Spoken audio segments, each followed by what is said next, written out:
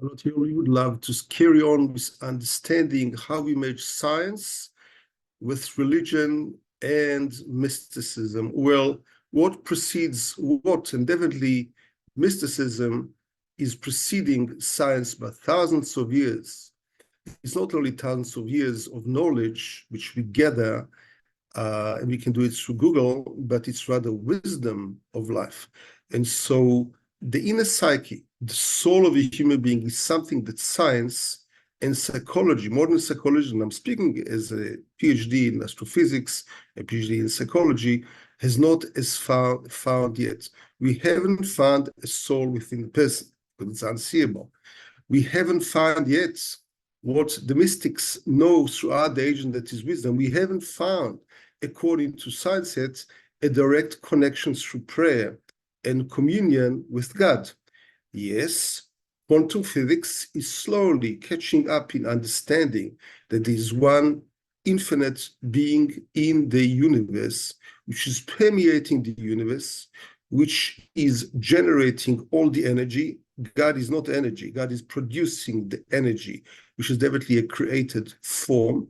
And we can tap into that energy and into the unknown and into the uncertainty, into the endless possibilities according to what we draw and according to who we are.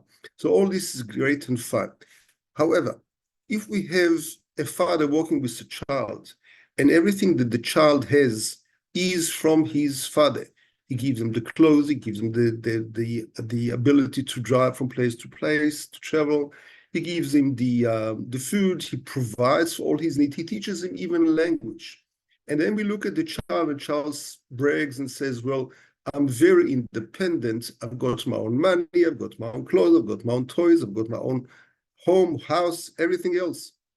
Well, you're forgetting. Who gave you all of this? Who is teaching you, educating you, who is coaching you in that direction? The very same analogy applies to us. We are forgetting, yes, that we are creators, but all the power that we have, all the generated power, where do we get it from? We get it from the incredible infinite source and pool. And those scientists that walk into quantum physics agree and understand to that from God, from the divine. So we cannot demystify the mystical. We can demystify science, and we can make peace between both of them with merging. There is not one or the other. The one is the horse, which is the science, which only explains the how. I explained in the previous YouTube. And the mystical and the Kabbala is the driver, the wagon driver, or the car driver that gives the direction, the intention, and the attention of the soul, of the spiritual being having a physical experience, that shows the what and the why we are here for. And even us, we are created beings. We're just a spark of God. We are created in the image of God. And therefore, all our power is given from them. So the greatest of scientists, be it Albert Einstein, be it Leonardo da Vinci, be it Nikola Tesla, and others, we all have to sleep quite a few hours, a third of our day. Why? It's very much like you put your cell phone to sleep during the night to recharge. Who is recharging us? Is it just breathing? We can shut our eyes and breathe. And while we are trying to be awake, it won't help. We need to sleep. Who is giving us the energy, the food? Where do we get this food from if it's not from the rain and from the fields that grow out of nothing?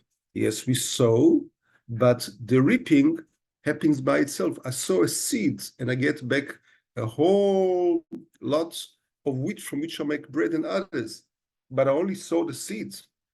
Who is giving us the seeds? Who is making sure that the entire process from a seed to becoming a whole wheat, to becoming a corn or a tomato or avocado, anything else, who is taking care of this? Scientists have tried to create life, the most minusculous cell in the last 20 years in the accelerator in California. Not one living cell was created. We cannot create life. Life is only given to God to create, give, and take. And therefore, we need to merge both, But we need to remember who's the madam and who's the maiden girl. The maiden girl is science. The madam will always be God, the mystical Kabbala, and that's the right order of things. I'm saying to you as being on both sides. I have nothing against anyone. On the contrary, I love everyone, and I enjoy both, but we need to make a merge, and that merge will walk all of us a long way in life. So carry on praying, carrying on understanding, and carrying on understanding that we as human beings, we create the genes, we create the epigenetics, we activate the neurons, depends on who we are and what do we feed into the system. It's not the other way around. The neurons, the nerve endings, the genes, they don't create what I am and they don't create how I feel and where am I going to go. No, I create that. This is who I am.